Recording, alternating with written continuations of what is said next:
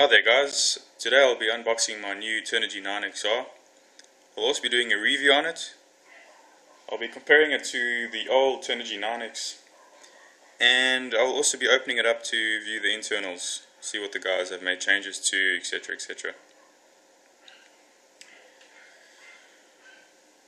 I've done a fair share of flying with the old Turnigy 9X, FPV, quadcopter use, drone use, etc, etc. It's been really good to me. I've also done my fair share of modifications to it. So let's see if the new Turnigy 9XR will actually be replacing my old Turnigy 9X.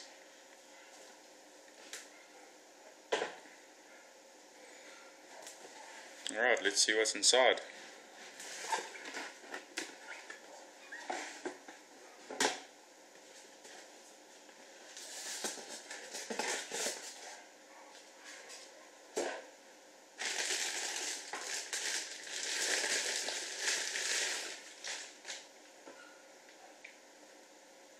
Yeah, that looks pretty good in my opinion. It's quite a good looking radio. I wouldn't say it's as good looking as my JR XG8, but from here it looks pretty good. Let's see what else is inside the box. Got a quick start guide.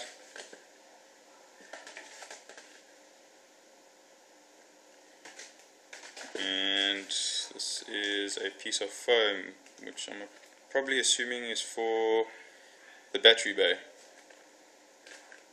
Yeah, that's pretty much it. That's what's inside the box.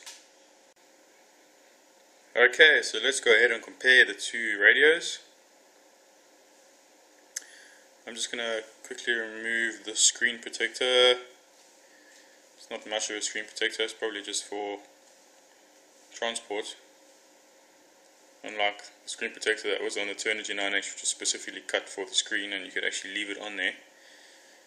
But nevertheless, you can always buy a screen protector to put on. Alright, let's have a look at the gimbals. They definitely feel pretty good. This stick here has got a little bit of resistance, but nothing too bad. There are ball bearing gimbals, so yeah, they do feel pretty good. Alright, the switches, let's have a look at the switches. Yep, they feel pretty good, I would say. Definitely feel better than the old radio. And I've also noticed that these switches in the front here don't actually have the nuts to hold them in. So as you can see on mine, they've got pretty rusty over the years.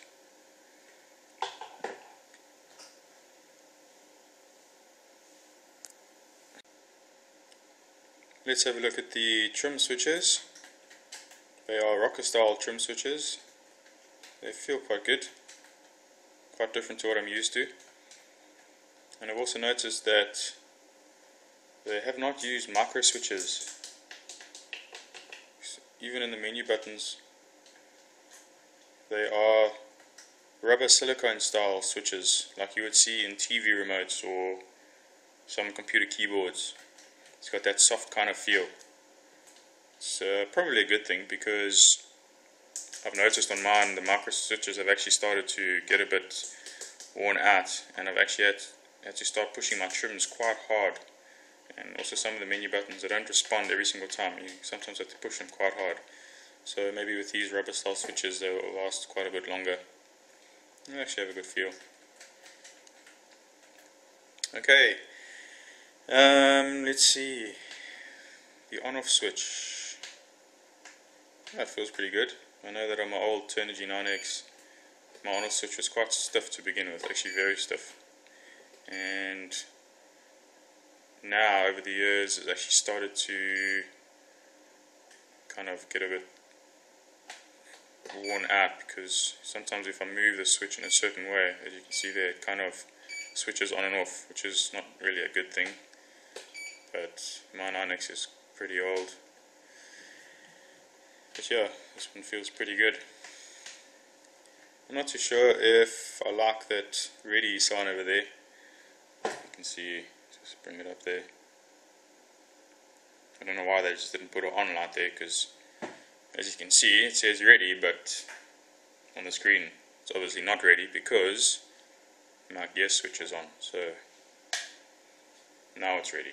So I'm not too sure if I like that, but nevertheless, nothing too important. Alright, let's have a look around the radio.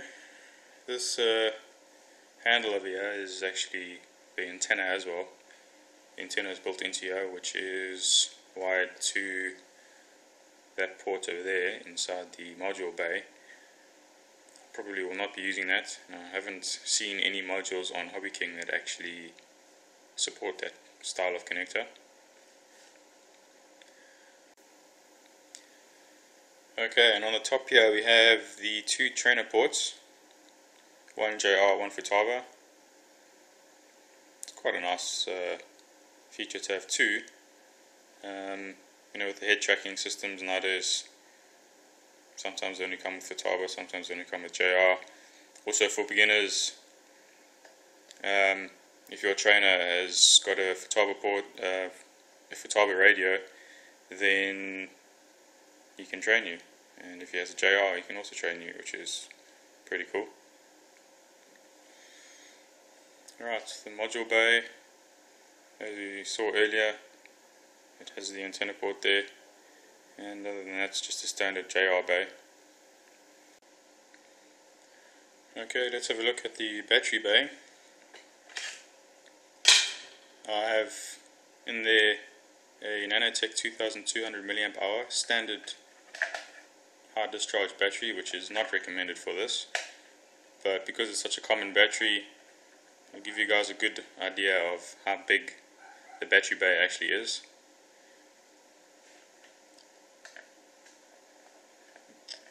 You connect the battery using this 3-cell balance port, and that is the only battery connector that's inside there. The radio does not have a built-in battery balancer, so you do not get misconceived by that port over there. It will not balance your battery if you plug in your 12 volt DC battery charger at the bottom over here. As far as I can see, that port over there is pretty much hardwired to the positive and negative of your balance port, other than the over voltage and reverse polarity protection that they've put in there. So charging a standard lithium ion battery through this 12 volt port is not recommended. Hobby King will be releasing a battery specifically for the 9XR, which supposedly has a built-in circuit that will charge the battery for you and maybe balance it and maybe protect it from over voltage and under voltage, etc, etc. But for now we're just going to have to use standard batteries and remove it to charge it. Do not charge it inside the radio. And at the bottom of the radio we have the ISP port, which is used to flash new firmware to the radio, obviously for advanced users. It's quite a nice feature. I would have liked to have actually seen a USB port there, so we don't actually need the additional AVR programmer to program the radio. It would have been nice just to have plug it straight into the USB port, but obviously on a $50 budget, that is probably not possible. Alright, and I think that's pretty much the hardware comparison. Overall, it's quite a nice looking radio. I wouldn't say the ergonomics is the greatest. I still think my JR XG8 is the best when it comes to ergonomics. Like I said earlier, these switches are mounted way too far. It doesn't exactly feel that great in my hands. Look, everyone's going to have their own opinions on this, but in my opinion, that's that. Okay, so let's go ahead and compare the firmware that's on the Turnigy 9XR and the 9X. I know that this firmware in here is an older version of ER9X, which has been modified by Hobby King. On here I also have ER9X. It isn't the latest version, but let's have a look. Okay, as you can see, the splash screens have obviously been changed,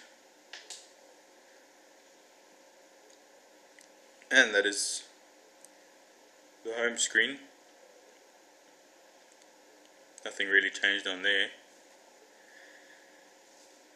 Let's go into the menu.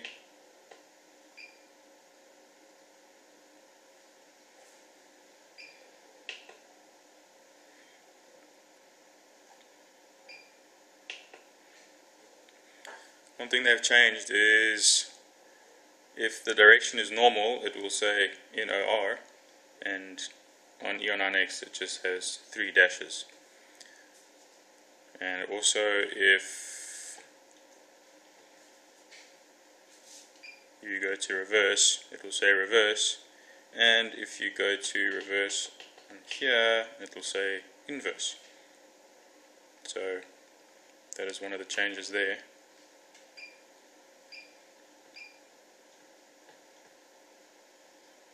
And that's throughout the whole menu system, is normal and reverse, and 3 dashes and inverse.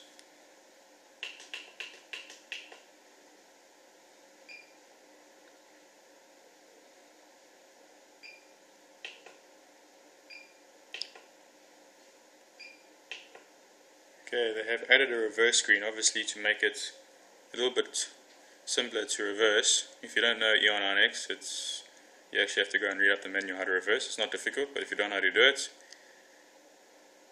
it's quite difficult. So they've added a reverse screen over there, and that's the curve screen.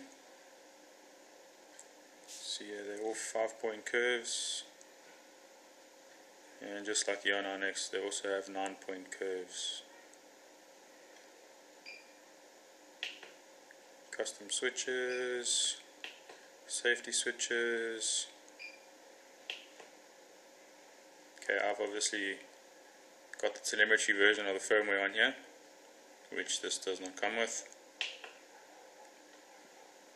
Hobby King have also modified the template slightly. The simple 4-channel is actually now a simple 6-channel, and they've removed sticky T-cut, and actually all of these templates have been modified ever so slightly. And that's pretty much it. Those are the major changes to the software. Alright, so I think what I'm going to do now is open up the 2 radios and let's have a look at the internals of the 9XR and compare them to the Turnigy 9X and actually see what changes have actually been made other than, cosmetic changes to the outside of the radio. So I'm just going to get down to that quickly and I'll be back in a sec. Okay, so I have removed all the screws. Let's go ahead and remove the back covers. As you can see, I've made quite a few modifications to my 9XR, my 9X.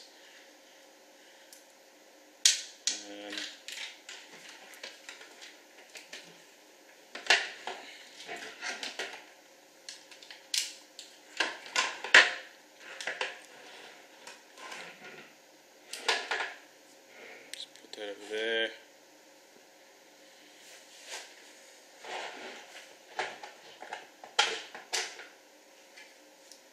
What I like about that is there are no wires attached to the back panel. Alright, so as you can see, I've done quite a few modifications on here. Obviously I added in the ISP header. I've also rewired the serial port on the processor so I can make it available for the FR Sky telemetry to be on screen. That's what this cable is for over here. And I've also added in a 6 volt BEC, which is to power a 2.4 gigahertz amplifier, just to increase range for FPV use. That there is my TTL converter, and I've added on these ports here to power my FPV goggles and antenna tracker. Okay, so let's see how possible these modifications are to the Turnigy 9XR. Looking at these two boards over here, at first glance, quickly, they look identical, but they are not. It has been redesigned. As you can see, it says Xtronic made this. And here we have the ISP ports been wired onto the PC board. I don't really understand why they went for soldering it on the board, since they did redesign the board. Surely it would have made more sense for production purposes to just put a plug onto the PC board where the guys can just plug it in instead of having to solder 6 wires onto the PC board. But anyways, it was obviously their decision. Another thing that I've also noticed and also don't really like is that the serial port is once again used as digital inputs and is not available for use unless you rewire those digital inputs to two available digital inputs. Then you can use that serial port. For example, using the serial port to your FR Sky module for telemetry purposes.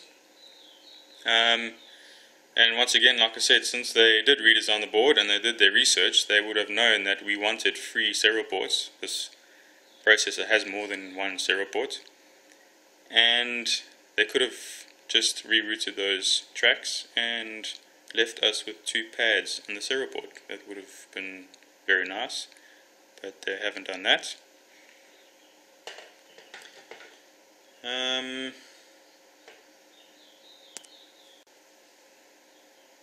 I'm going to go ahead and remove this board over here just to see what is behind there.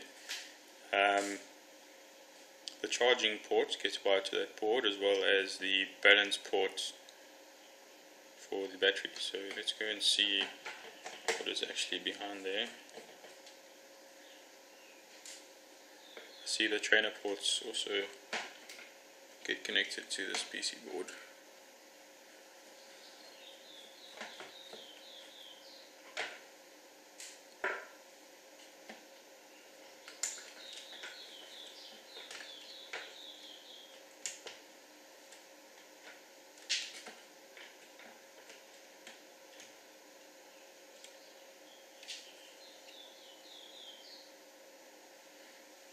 Okay, so we have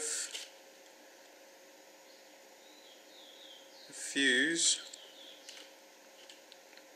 and a diode, obviously for reverse polarity, and a buzzer.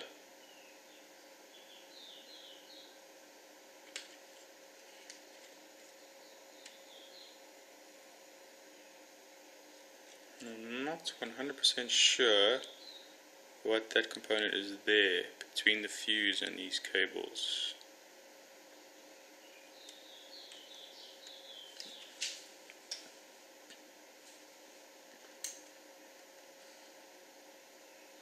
But like I said earlier,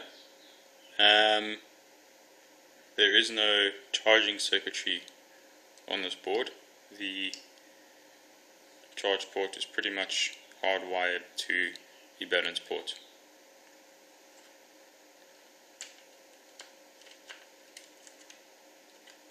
Alright, I'm going to go put that back. And other than that, the general build inside here is okay. They do leave their solder blobs lying around like that there, for example. Come out. All the solder joints look alright, not too neat, but all the solder joints have been glued, unlike the old Turnigy 9X. The switches are definitely a different brand. Like I said, they did feel better, and they are definitely a different switch. So hopefully these last longer than the other ones. You can, you won't clearly see it on the video, but you can see the ball bearings inside the gimbals. There's a little bit of resistance there. I'm not too sure what it is, but I can definitely see that there's no lubrication on any of the sliding parts, which these radios normally do have, but maybe I'll just add some and it'll get rid of some of that friction. Alright, and that is the inside of the Turnigy 9XR. I'm going to close it back up and we can complete this review. So all in all, I definitely think the 9XR is a great buy for $50. It is definitely higher quality. What I think Hobby King have done is, obviously with the extra money they saved on not providing a module and a receiver, they have gone into adding in a little bit of extra quality, for example into the switches and a better screen and a backlight, etc, etc.